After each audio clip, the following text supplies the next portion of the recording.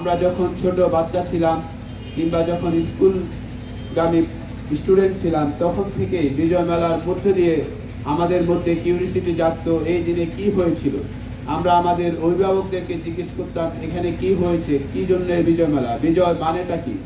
সেই বিজয়ের ইতিহাস যখন ধীরে ধীরে আমরা জানতে পেরেছি, সেই রক্তাক্ত ইতিহাসের মধ্যে দিয়ে আমরা আজকে মধ্য জীবনে এসে যৌবন প্রাপ্ত হয়ে বুঝতে পেরেছি বিশ্বের আর কোথাও এমন ধরনের নজির নেই যে একসাথে বিজয়ের জন্য 30 লক্ষাধিক মানুষ প্রাণ দিয়েছে, 2 লক্ষাধিক মা বোন তাদের ইজ্জত দিয়েছে। আমাদের এই গৌরবময় ইতিহাসকে ধারণ করার জন্য, এই তাৎপর্যকে ভবিষ্যতে চলার পাথর হিসেবে ধরে নেওয়ার জন্য এবং আমাদের বিজয়কে কেউ যাতে বুলুণ্ঠিত করতে না পারে সেজন্য আমাদের ভবিষ্যৎ প্রজন্মকে এই বিজয়ের মূল্যবোধে উজ্জীবিত করার জন্য এই বিজয় মেলার আমরা প্রতি বছর আয়োজন করি।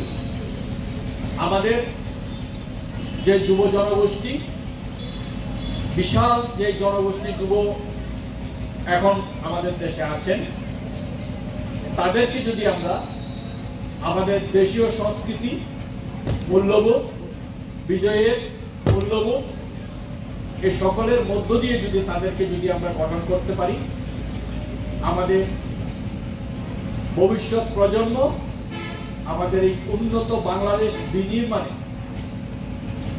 প্রকৃত ভূমিকা তারা রাখতে পারবে। জীবনের সব আয়োজন এখানে একসাথে। সবকিছু কিন্তু বিজয়কে ঘিরে। এই বিজয়ের কারণে আমরা আমাদের সংস্কৃতিকে তুলে ধরতে পারি, আমাদের ঐতিহ্যকে তুলে ধরতে পারি। এই মেলায় তারুণ্যের একটা সমাগম ঘটে। ভবিষ্যতের যে বাংলাদেশ আমরা বিনির্মাণ করতে চাই, প্রতিটি মুহূর্তে আমাদের স্বাধীনতা এক ধরনের বারবার আঘাতপ্রাপ্ত হয়েছে, যার ধরুন আমাদের 24-এর গণ অভ্যুত্থানের মতো পরিস্থিতিকে আমাদের তরুণরা আত্মাহুতি দিতে বাধ্য হয়েছিল। কারণ আমরা দেখি স্বাধীনতার অনেক ত্যাগের বিনিময়েও অনেক সময় স্বাধীনতাকে বারবার প্রশ্নবিদ্ধ করা হয় বিভিন্নভাবে। এখানে আমাদের এই চাকমা মারমা ত্রিপুরাদের ঐতিহ্যবাহী যন্ত্রপাতি আছে, হ্যাঁ। আর এখানে আমাদের পারিবারিক ব্যবহারিক যোগ্য বিভিন্ন এই বাঁশবেতের উপকরণ আছে।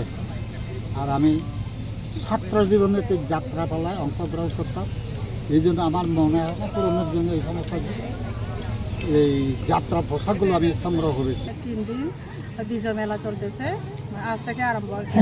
তো আমি বসছি হচ্ছে পিনন হাদি নিয়ে, বিশেষ করে আমাদের চাকমাদের ট্র্যাডিশনাল ড্রেস পিনন হাদি নিয়ে, যেমন ধরেন এই যে রেখনের পিনন, তারপরে কোরিয়ান সুতার পিনন,